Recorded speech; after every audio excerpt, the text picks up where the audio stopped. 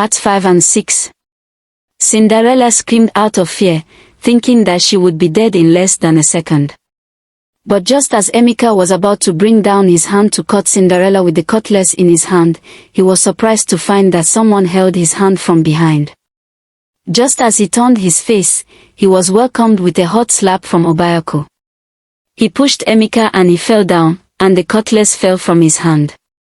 Ebra, who was standing close to Cinderella, quickly bent down and picked the cutlass and stood bravely. Cinderella quickly ran towards Obayoko and hid behind him. "How dare you, forest man, thinking you can challenge us? Do you know how many souls we have defeated? You are too small to challenge us. We made a mistake by just strangling you, but now I'm going to slice your throat with this cutlass before we deal with that so-called Cinderella hiding behind you, because anything the queen wants, she shall get," Ebra said as he held his cutlass firmly. "Let's run away," Cinderella said fearfully. "Run away from who? They are too small for me. Do you know how many wild animals I have wrestled with in this forest?" Obayoko said proudly. "Ha ha ha, funny my brother. Do you think I'm a wild animal? I'm human. You can't use that trick on me," Ebra said. "Alright, let's see if you can do more than a dead rat," Obayoko said fearlessly. Ebra started moving closer to where Obayoko was standing. Just as he got very close, he raised his hand forcefully to cut Obayoko with the cutlass, but he was surprised when he couldn't bring down his hand. His hand remained in the air. At first, he thought it was a joke. He tried several times to bring it down, but all attempts failed. That was when it became clear to him that something was preventing him from bringing down his hand. Emeka stood up and tried to run away, but he got stuck and couldn't move his legs. "What is happening to me? Why can't I move my legs?" Emeka shouted. "Please, I can't bring my hand down." "Somebody help me," Ebra shouted. Cinderella was surprised at what was happening. "Obayoko, how did you do that?" Cinderella asked in shock. "Don't worry, dear. Just let them taste a bit of their own tea," Obayoko said. "Please release us. We are sorry. Forgive us, Cinderella.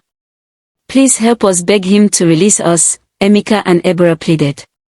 "You will remain there till dawn. Then we will all go to your kingdom together so you can confess all your evil deeds before the king and everyone," Obayoko said. "Obayoko, don't tell me you are a witch?" Cinderella asked. "No, I'm not a witch, but I'm the son of the forest. Nothing can harm me," Obayoko replied. "I wish I could be like you. Do you want to be like me?" "Yes, I want to be like you," Cinderella said. "Don't worry, you will be like me soon," Obayoko said with a smile. "Thank you for coming through for me. Thank you for saving my life twice. Our ancestors will reward you for that," Cinderella said. "Please release me, my hand is paining me," Ebra said as his hand was still hanging in the air. "Shut up. You will remain there till dawn. That is your punishment," Obayoko said. "Obayoko, permit me to do something to them," Cinderella said. "Sure, you are free," Obayoko replied. She moved closer and landed 4 heavy slaps on Ebra's face. He shouted but dared not retaliate because he couldn't use his hand. Cinderella then went closer to Emeka, who was still stuck standing, and landed 4 heavy slaps on his face as well. He screamed but dared not retaliate. "Good girl. Now let's return to sleep. You guys should remain like that until dawn," Obayoko said as he returned to his sleeping place. Cinderella followed him. Emeka and Ebra pleaded for their release, but Obayoko didn't reply. They remained there till dawn. At dawn, "Cinderella, get ready. I will take you home with those 2 idiots," Obayoko said. "Thank you, my friend. I really appreciate all your help," Cinderella replied. After some hours, Obayoko and Cinderella set out for Impala. He released Emeka and Ebra and they fell weakly to the ground. "Now get on the horses. We are leaving for your kingdom," Obayoko said. Please forgive us. Don't tell the king that we were behind what happened to you, they pleaded. Never will I forgive you. If I had died, what would have happened to my poor blind father? Did you listen to me when I pleaded with you in the forest? No. Instead, you chose to obey the queen. Now you are pleading with me not to expose you. I will expose both of you, Cinderella said. Ebra and Emeka got on one horse, while Obayaku and Cinderella got on another, and they began their journey to Impala. Ebra and Emeka made several attempts to jump off the horse and run away, but it was as if something tied them to the horse. They realized there was no escape. After hours of riding, they finally arrived at the palace. The queen was sitting outside the compound with the king when they arrived. She was shocked to see Cinderella. Cinderella, you are alive? The queen asked in shock. Yes, my queen, I'm alive. Glory be to God, Cinderella replied. Cinderella, I'm so happy to see you alive. May the gods be praised, the king said. Yes, my king. All thanks to the gods and Obayaku, who carried me from the forest. If not for him, I wouldn't be here today, Cinderella said. Thank you, Obayaku, for saving my maid. May our God reward you, the king said. Thank you, my king, Obayaku replied. My king, please, I want to go and see my father. It has been long, Cinderella said. Your father is doing fine. Don't worry. You will see him, but first you have to tell me what happened to you and where you have been, the king said. Cinderella looked at Obayaku and he signaled her to speak. My king, I'm scared to speak, Cinderella said. Don't be scared. I'm here. Speak, the king replied. Okay, my king. That fateful day, the queen sent me to fetch water from the river after you traveled to visit your uncle. As I was about to fetch water, I saw Ebra and Emeka coming secretly. I ran, but they chased me into the forest. They caught me and told me the queen sent them to kill me. I pleaded, but they stabbed me.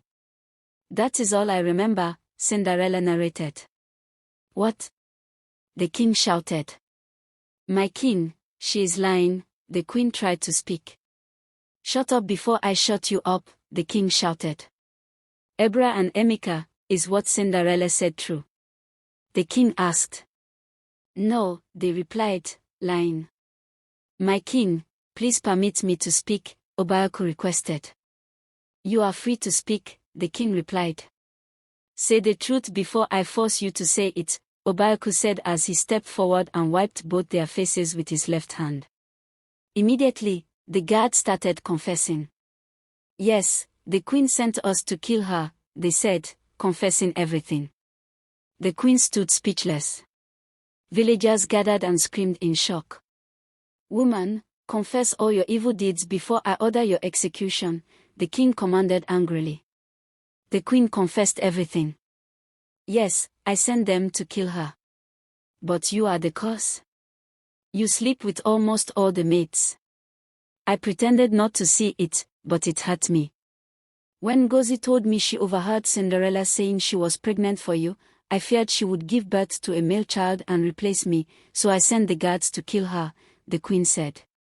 Cinderella, is it true you are pregnant? The king asked. Yes, my king.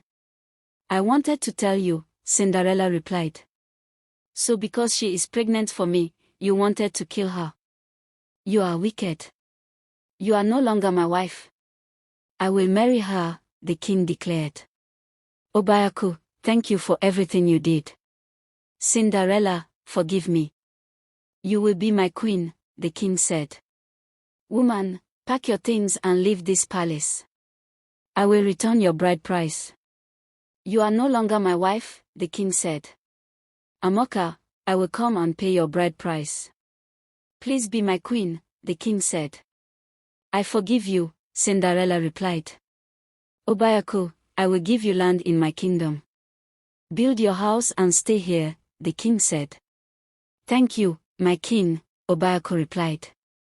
Guards, lock those idiots in prison. No food for 10 days. They will stay 2 years before banishment, the king ordered. The princesses rejected their mother. The queen left the palace in shame. The king married Cinderella. She gave birth to a boy, the heir to the throne. Obayaku built his house in Impala. King Minara changed his ways and never touched any maid again. The end. If you enjoyed this story, kindly subscribe, like, comment, and share what you learned. Bye, see you in our next story.